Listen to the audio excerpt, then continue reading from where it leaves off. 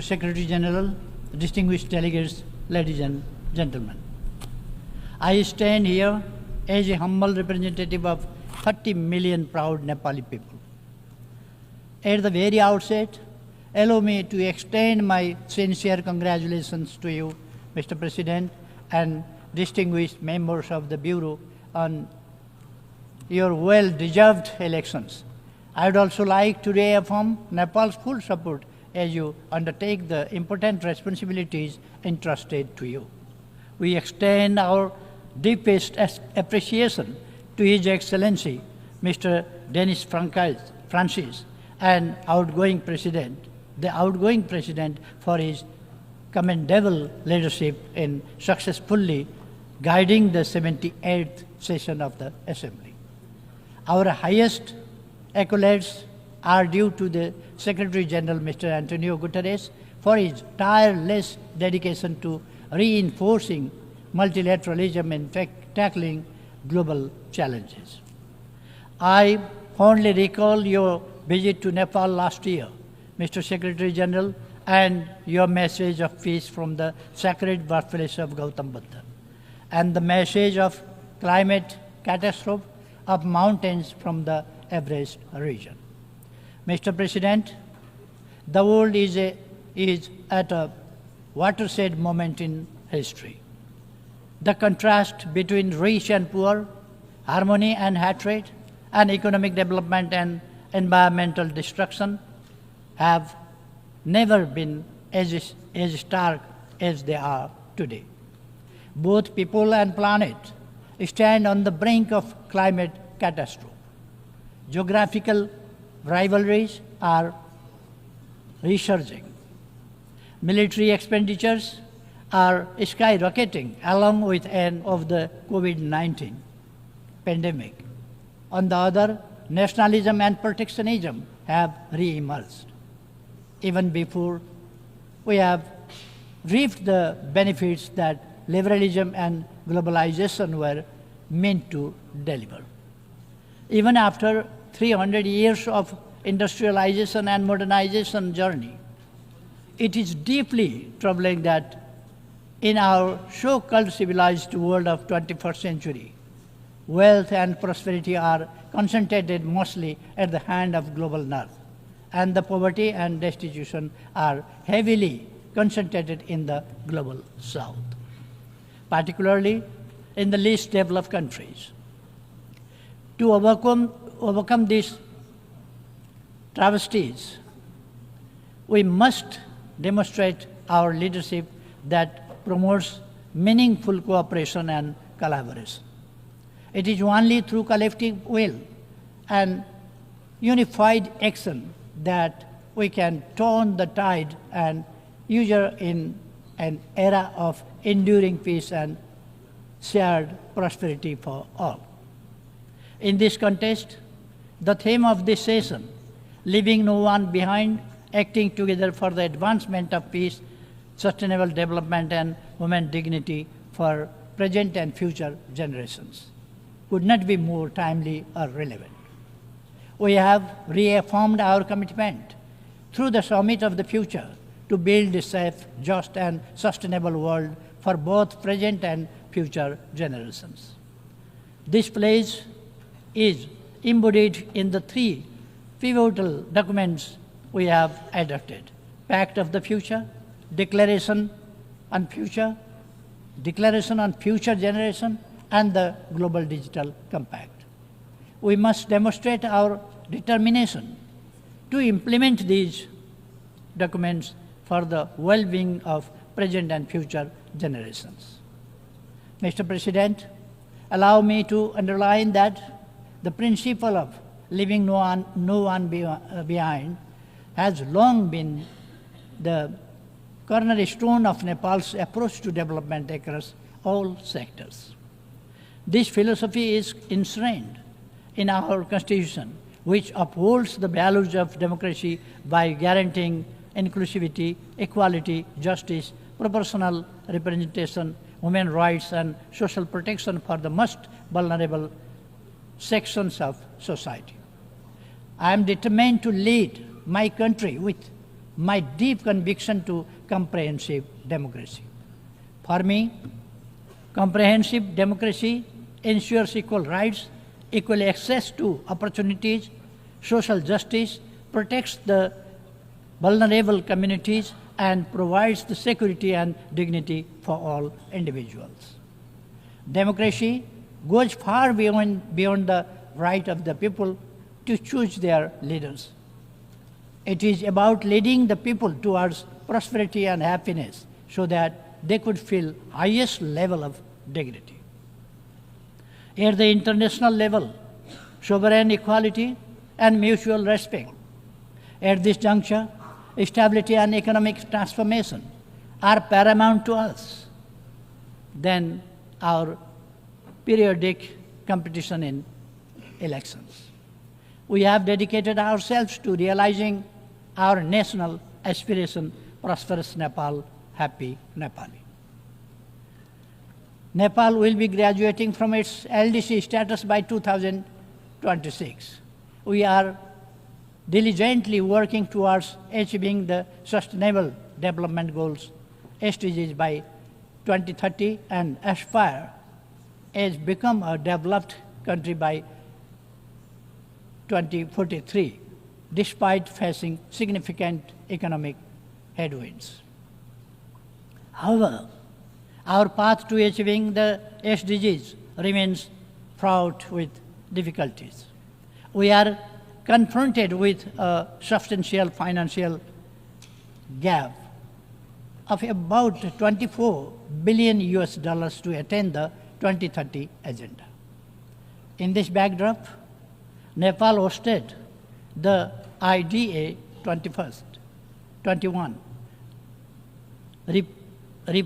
replenishment meeting last June, underscoring the crucial need for continued and enhanced support from the International Development Association along with other development partners. In this pursuit, we strongly reiterate our call for enhanced, predictable, and sustained international support. Mr. President, climate change has emerged as the gravest threat to our planet, people, and prosperity. My own country, Nepal, is particularly hard hit. We stand as one of the most vulnerable nations to climate change and are ranked as the 20th most disaster-prone country in the world. Of utmost concern is the alarming rate at which the pristine Himalayas, often referred to as the third pole, are losing their vast snow reserves. This loss threatens water availability for billions of people living downstream, extending far beyond the borders of my country. Nepal has usually been contributing to the health of our planet through its forests, mountains, and rivers. Yet, despite these efforts, we continue to bear the brunt of climate change. In this context, we call for climate justice. Our mountains play a crucial role in regulating the climate and ecosystem of oceans with their snow-fed rivers flowing down to the oceans.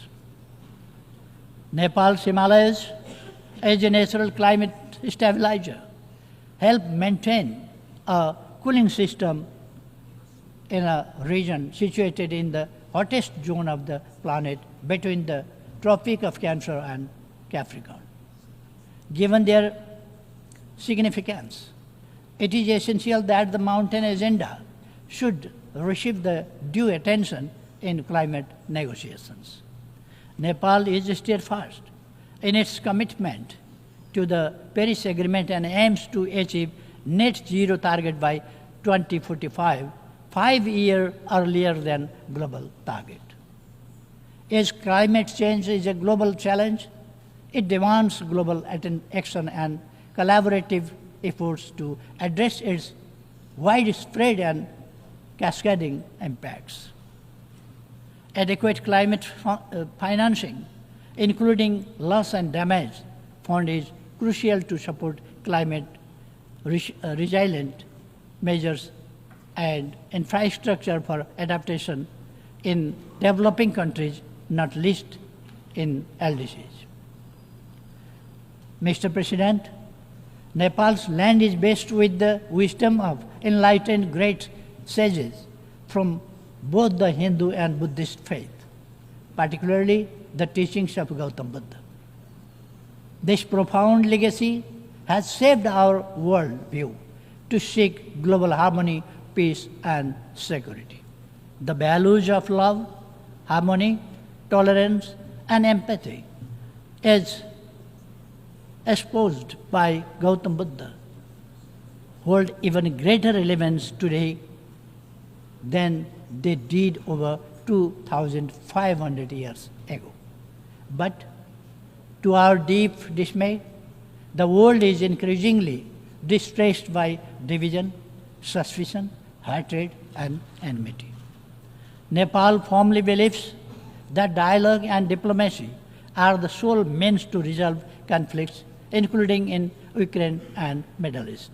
It is through love and compassion that hostility and hatred can be overcome, paving the way for lasting peace. On the issue of Israel-Palestine conflict, we continue to support a two-state solution where Israel and Palestine coexist peacefully and securely within internationally recognized borders, in line with relevant United Nations resolutions. We must address the worsening humanitarian crisis in regions such as Libya, Syria, Sudan, South Sudan, Yemen, and elsewhere.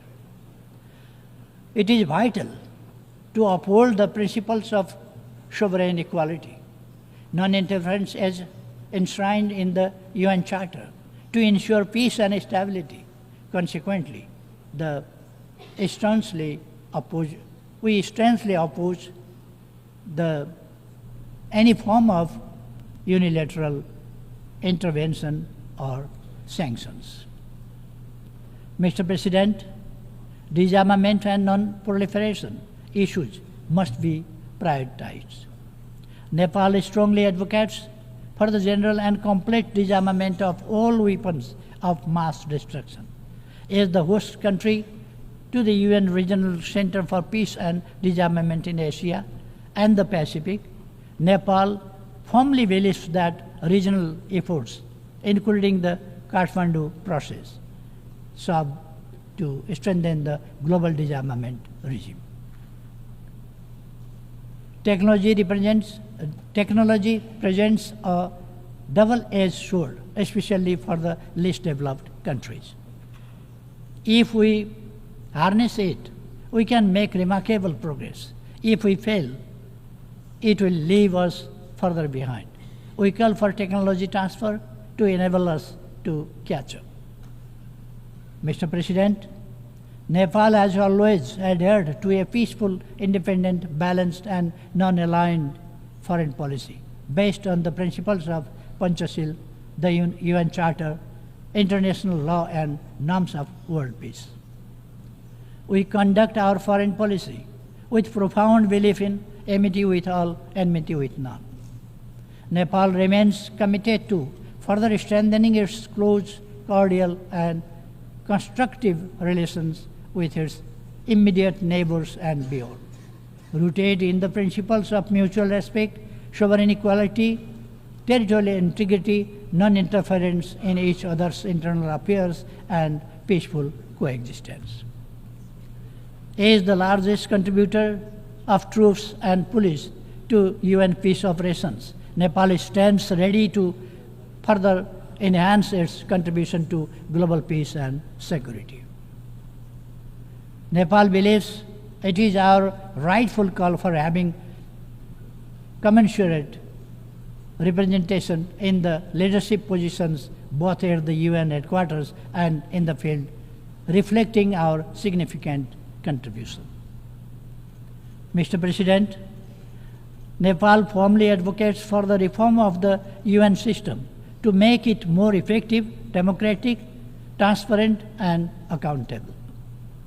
We firmly believe that stronger multilateralism with the United Nations at its core is the only path forward to tackle the numerous global crises we face.